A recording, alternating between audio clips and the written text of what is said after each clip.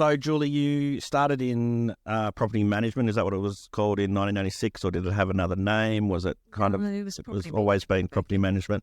Yeah, it's always been property management. We were the poor cousins back then. The poor cousins. So You still are, if you ask my wife, Julie. yeah.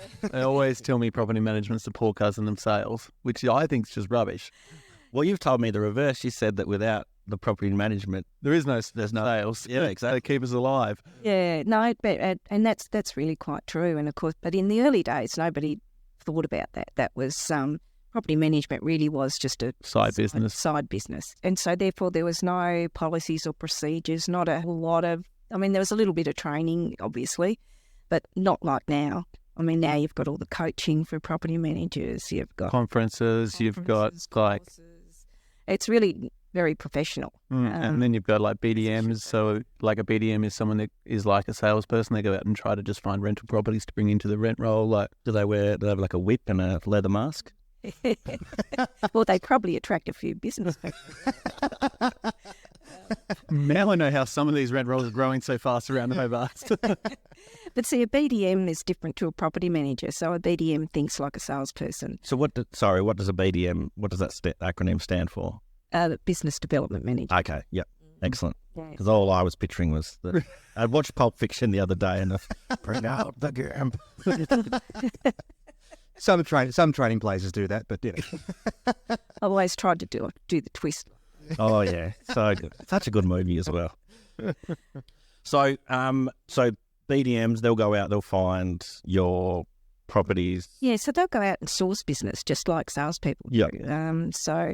And they follow up and actually bring the business in. So are they working for a separate business, or is that part of the agency? Say you guys have a BDM on staff, or is that something? Yeah, we haven't got a BDM on staff. Some agencies do that. But a lot of agencies do. Yep. And they'll get a wage, if you like, and then they get paid on top. On top of that with what they find. And Yeah. So what differs with us smaller agencies is people like Julie and people like Abby, they get to wear 8 hats. Yeah. And they get to swap. So one day they're a BDM, the next day they're a property manager, the next day they're putting out a fire with a physical hose because they're property managers and they do everything. No, We might be small, but we're mighty. Exactly. Sounds that. Yeah, we have to multitask, don't we, Julie? That's it. the principal role of a property manager, like why would someone engage one? What do they do? And then also, and how is that different today than what it was when you first started? Okay, so really I think the main reason to engage a property manager is we have knowledge and we're expected to keep that knowledge up and we're required it as part of our licence.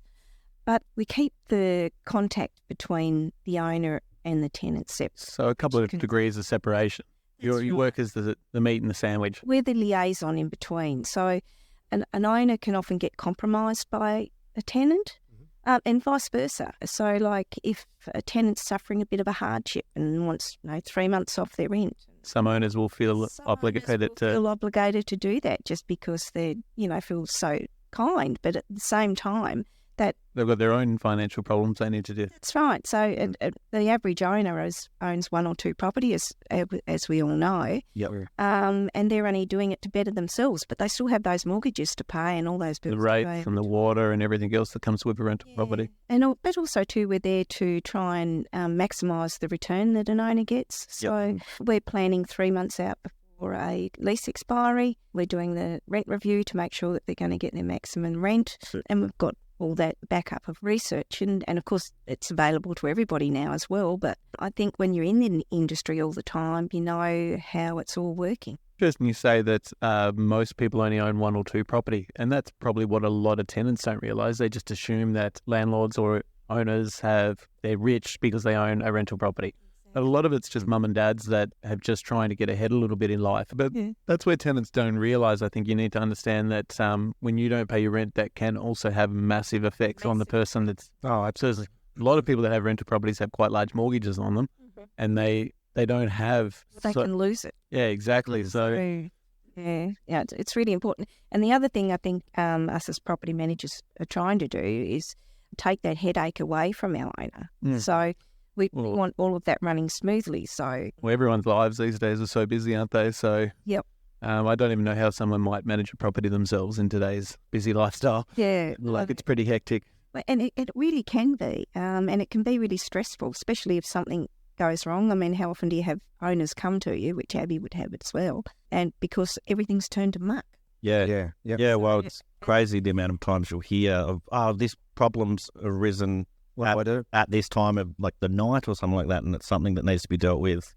And I guess you can put systems in place to try and... Well, I remember once I was in a building in Jersey Street. It was about 11:30 and I was sweeping water off the concrete floor because the entire room had flooded because no one could get there on time. So it's just, I mean, we've had cases many times where I suppose we've been out late hours, early mornings, just trying to get onto it. Lady that got locked in the bathroom. That's it, in Owen Road. Yep. There was Dad and I and Mum were there trying to help me out because the locksmith wasn't available. But I suppose the one thing you said before, Mum, was Get very intimate with your tenants by the sound of it, Chuck. there. Could we go into, if you're looking for a property, what's the best way to stand out for an application? Or how do I apply for a property? What's the best way of looking for a place? Well, the first thing I can say is to make sure that you fill out every part of the application. Probably 70% of applications that we receive are missing some part of the application. So then we have to spend time coming back to them. If we have your application and another one that's completed properly, we're going to process that one Quicker than and get through it quicker. Than Which gives them a better chance. Forwards. Yeah. Yep. So is that something like references or kind of past rental history, things like that? Be surprised at the important information that people leave off applications, even contact details for where they were previously living. Obviously, that's one of the main references that we want to get. Even simple things like phone numbers for themselves, date of birth. Previous living, what if you haven't rented a property before and say, you're like you and me, Abby, that we've just sold a place and now we're moving into the rental market. What does somebody do in that circumstance? Yeah, so if you have sold a house, for instance, you can put down the sales agent that you used to sell the house. Okay. They've been through your property. They can give us an idea of how you presented the property, how you kept it. They may not be able to confirm things such as rental payments, but then in that circumstance, you could provide a copy of a bank statement that shows your regular mortgage payments so that we can see that they were paid. So there's always ways around those things. If you're living at home with mum and dad, obviously that's a little bit more difficult because most mum and dads say that their children are wonderful and keep the house clean. I have had one that I called and mum was like, you know what, he's really messy, not great, but that's not normal. Wanting to leave. Yeah, she was like, I'll keep him in the nest a little bit longer. Was that when you rang Bassie's mum? How did you know that? Sorry, mate, can't have that property. So there is always ways. I think a lot of the time applicants think that they just can't provide that information, but there's always something that you can give to us that we can look into. At the end of the day, the point of the application process is so that we can tell the owner all about you and so that the owner knows and feels comfortable with who it is that's going to be living in their property. Yeah, so ultimately it's the owner deciding on the who the tenant will be, but you'll just give them kind of, here are the applications, and they might be vetted from, most suitable to least suitable based on your judgment from the applications. Our process is we receive all the applications. We then, if there's many applications, we'll then go through them and we won't process all of them. If there's a lot, we'll pick out the ones that on paper look the best. Okay. Those will be the ones that are initially processed, and then we'll take those to the property owner once all the references are checked and have a discussion with the property owner, answer any questions or queries that they may have. Sometimes they'll ask us to go back to the applicant with some extra questions that they have. Yep. And then ultimately the property owner will make the decision. It's not very often that the property owner will just say to us, you just pick. We don't have many owners at all. Yeah. That is the case for. And I guess that's good practice for setting up kind of, like, here are the things that we can do to help you to get to the point, but you've got to make the decision, kind of like Pat with selling. Like, I can tell you that this is a good offer, but it's up to you to make that decision. It's that way. Yeah, yep. And sometimes the owner will ask us, which one would you pick? And we can give them our advice on that. But ultimately, we like them to make the decision because, as I said, they're the ones that have to be comfortable with who's living in their property. I guess just going from there, can we go back to, say there's gaps in your application? Do the people know that they've got the gap there and they're just not putting the stuff in? Like, how does it work with these gaps that we were talking about? So if we look at an application and think that, like, 60, 70% of it, they look pretty good, but when we're missing this, then we will come back to you and ask for you to fill in those gaps, because we are interested to see what the answers are and to go further with your application. Yep. But if I have 20 applications and you haven't filled out all the information and 10 of those 20 are completed correctly and are looking good on paper, I'm probably not going to spend the time coming back to you to get that information if you haven't provided it in the first place. And I think something to point out as well these days is that most companies are using To Apply, which is our application program. Or Snug. I think REA have one called Ignite. Yeah. So Snug sounds fun. I like the sounds of that one.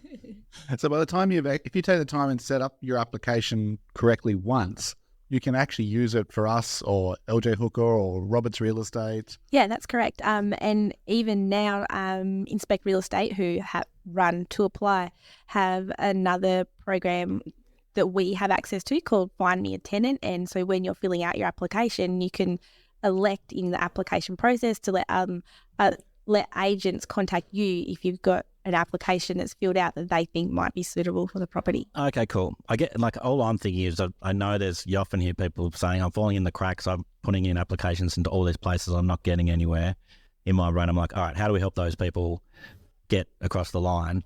And so it's basically fill out all your stuff. Make sure you can put as much info of yours to us so that we can make a decision from there. I might be speaking out of turn, but I would assume you can't put too much information into an application. You cannot give us too much information. Yeah. No. So even if you don't think it's potentially relevant, but it's something to do with past housing, maybe just put it in. What